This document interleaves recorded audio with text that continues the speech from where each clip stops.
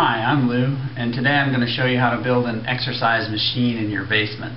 First of all, this little room I have in my basement is about 3.5 feet by 7 feet, and it used to have just this one elliptical machine in it going long ways, and fortunately I'm right next to the stairs and I was able to turn it so that the back end of it goes under the stairs and it's still quite usable, and that leaves this space free to build my exercise machine. What really essentially we're going to do to build an exercise machine is use the space between these two 2x6 studs, put in an elevator that we can fill with rocks or pavers to add weight, and then have a cable that goes up and over, and then a bar and many other things you can do with it, with pulleys that you can do various exercises.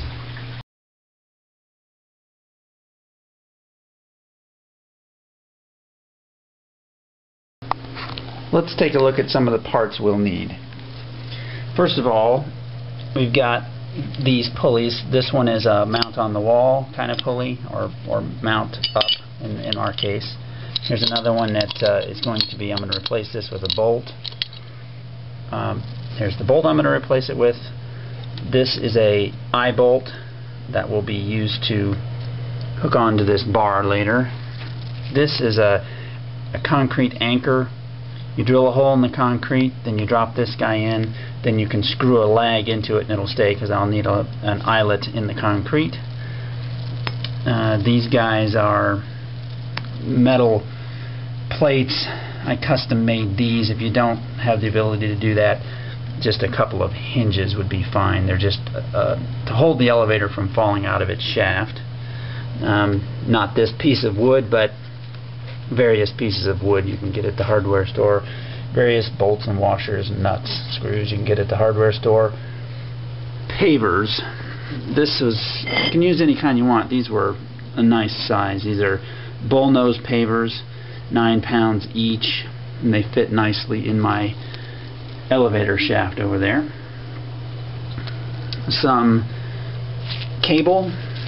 Let me go back to this a second. Make sure that these pulleys aren't the cheap clothesline pulleys. These are like $5 a piece. You can see they're rated. You can see that they're rated for 420 pounds. Get some really beefy pulleys or you'll break them. This cable is rated at 800 pounds or so. You need some strong cable. Here's some strong chain, also rated, I don't know, heavy. And some baling wire. We'll use that later. Some steel piping. I happen to have some left over from a go-kart frame, but if you don't have that, just get 3/4 inch gas piping at your hardware store. By the way, all this stuff is available at the hardware store. To cut various pieces of metal, this is a small angle grinder, a 4-inch angle grinder with a metal cutting blade. If you don't have that, a hacksaw will do just fine, slower. This monster is a hammer drill with a carbide tip bit. That's a 1/2-inch bit. If you don't have a hammer drill, which most likely you don't, you can use a regular drill. Just make sure you have a carbide tip bit. It goes a lot slower, but that's the only thing that'll get through concrete. Also, a regular drill is really handy. If not, you can use a screwdriver. First of all, let's start by looking at the space between the studs. That's what I'll call my elevator shaft. Figured out. I had a board in here which I took out.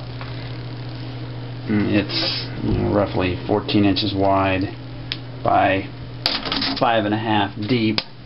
So I built an elevator box, which is a little less than 5.5 by 14, and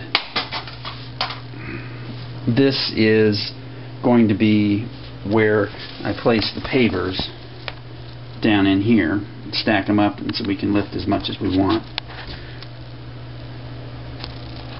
For the top and bottom, I used 2x6s, and for the sides I used OSB or chipboard.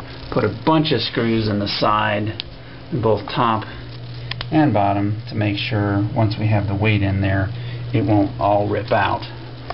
I went ahead and put a piece of cable in here. This is that cable I was showing you. Just drilled a hole in the top, pushed it through, and then wove it back and forth several times around some screws and tightened them down so that it won't pull back out. On the other end of this cable is a loop formed by just bending the cable in half and then winding a bunch of baling wire around that to hold it tight. I'll show that later when I make another cable. So anyway, this guy now goes inside my elevator shaft. You can see that okay. And I've got an elevator inside my shaft, and I'll run the cable up and over a pulley that I already have mounted up there. And I'll show mounting another pulley in a second.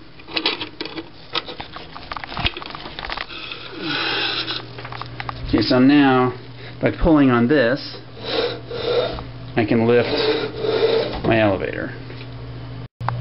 Next, I'm going to need an overhead pulley, and I'm going to mount it with these 3 screws. First, I'll have to take the pin out of the pulley. You take the pin out, then this just becomes a metal bracket, and you can stick the screws in and mount them up on the ceiling. You can see I have a vent up there, so I can't really screw right up into the vent, so I had to put this board.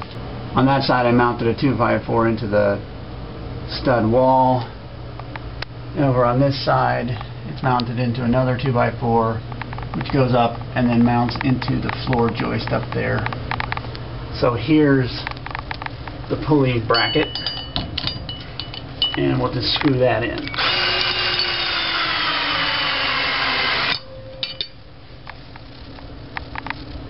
Now that's in place, we've got 2 more screws. And I've angled that pulley so that it lines up with the cable and that pulley over there. You want to make sure those 2 pulleys are lined up.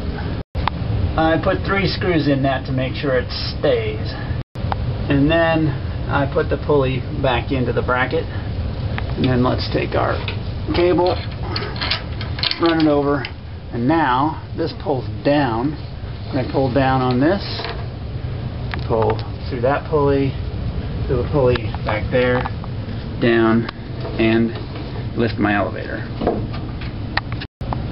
Now near the top of the elevator, I'm going to place these brackets right there, just metal plates, and screw them on so that the elevator doesn't kind of fall out for any reason when it's going up and down. Again, if you don't have the metal brackets, some hinges would do too. Just screw hinges in that like that, and that would hold it in. And now the elevator can't fall out of the shaft. Next, we take our chain. This is about 6 feet long, probably overkill. You can always cut it shorter. And you want to cut a notch in one of the link on the end, so you'll be able to hook it onto the cable up there. And you can do that with either a hacksaw. You want to clamp this in a vise or hold it with pliers.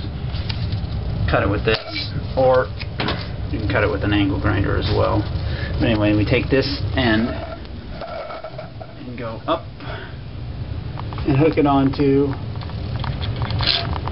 that. So now when we pull the chain, we move our elevator, and the chain goes from the top all the way down to almost the floor down there. Next, we take a piece of pipe. Remember, this can be 3/4 inch gas pipe as well as this go-kart pipe that I have. Drill a hole in the very center. Take care to make sure that it's balanced. In other words, you know, put it on your finger and make sure that it's right about in the middle. The hole's right about in the middle, so that at the end your bar doesn't lean one way or the other. It's nicer if it's flat. drill a hole through that with a steel bit and a drill, and then take this eyelet bolt, drop it in, and tighten a nut on the other end. Okay, and then we'll take this guy and lift him up. I've got my bar hooked on at the top.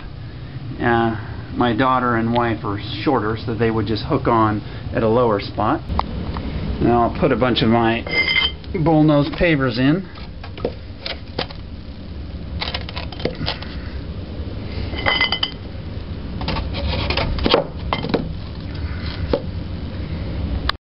That's enough for demonstration.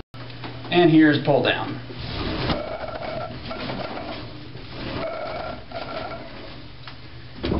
You can obviously increase the weight. Also with this, you can hook it on lower here and exercise your triceps with this kind of a push down. The lowest anyone's going to need for a push down in my family is about 3 feet, so I will cut this chain link right here.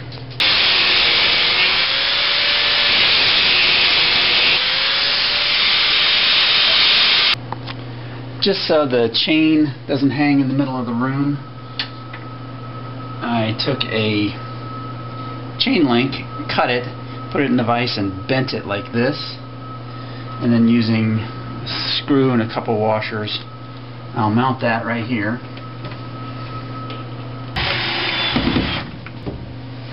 So that we can just hang the chain over here when not in use.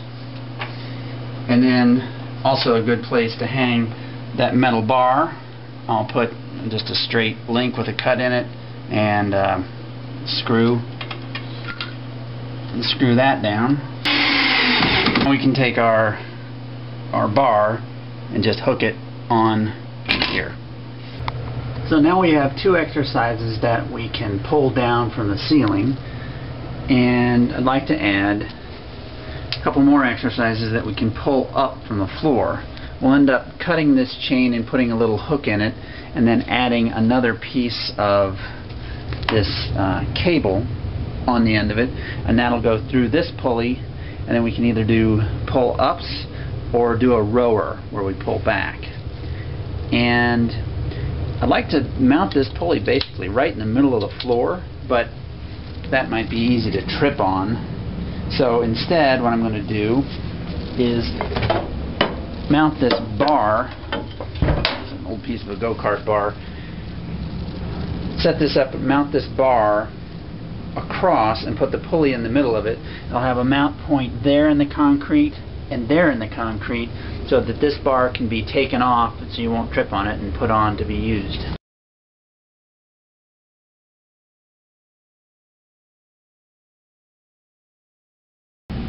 So I've peeled back the carpet down to the concrete. We'll go right below the chain and straight over with the hammer drill. Drill a 1/2 inch hole in the concrete right here. By the way, please don't forget to wear your hearing protection when you're using these power tools. Next we'll put the anchor down in the hole, and then we'll put this lag screw with the loop on the end, hammer it down a little bit, and screw it in. You can then screw this eyelet in with a screwdriver. Now that our 2 eyelets are in the floor, looks like we need about a 42-inch rod to go between them. So now I'll put my eye protection on, hearing protection on, and cut my pipe to length.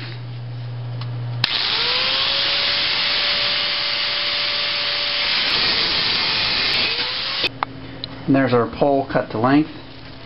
Now we need to mount these eyelet screws through, putting a bolt on the other end, and then we're going to cut right here. We'll cut off that little piece so this becomes a hook, and these should line up exactly with these. So looks like we want to be about a 1/2 inch in.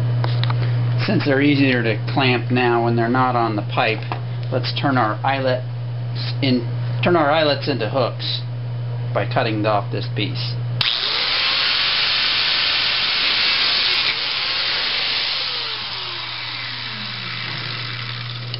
There we have a hook. If you don't have a drill press, a regular drill is absolutely fine for this.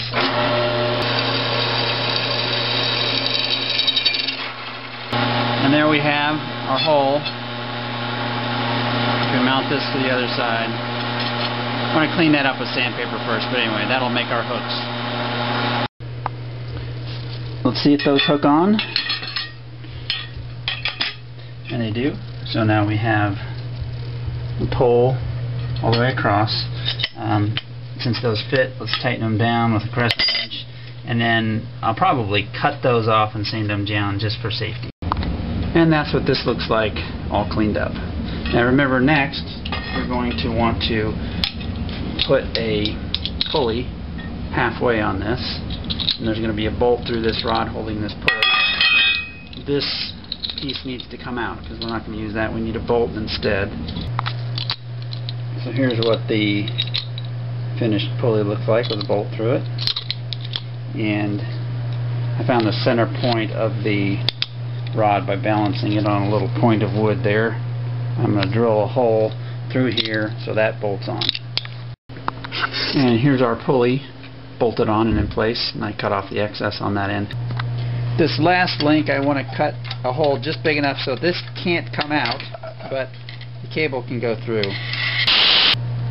And there we have it. This won't come out, but that fits through just fine. Next we're going to form a loop in the end of this cable. I'm going to wrap it back about 5 inches or so. I like to start it pinched together like this.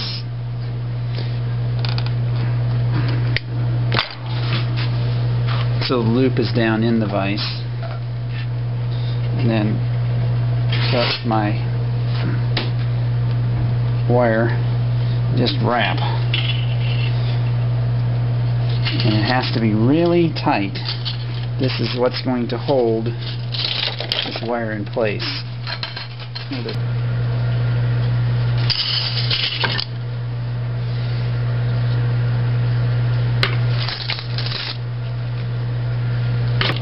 And there it is. That will never come apart. Okay, I finished the other end of the cable too. The whole thing is about 3 feet long in total. I also made about an 18-inch long piece of chain with the cutout sides on both sides so that it's able to hook on to the cable. Let's put it all together. Also put the carpet back down.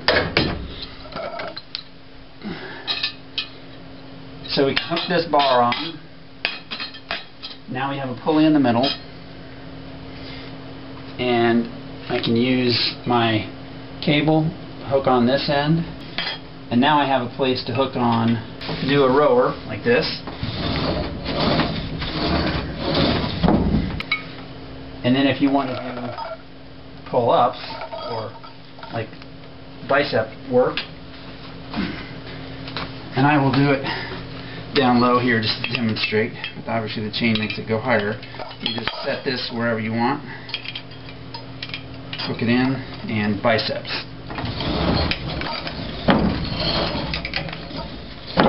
Okay, good luck and have fun with your exercise machine.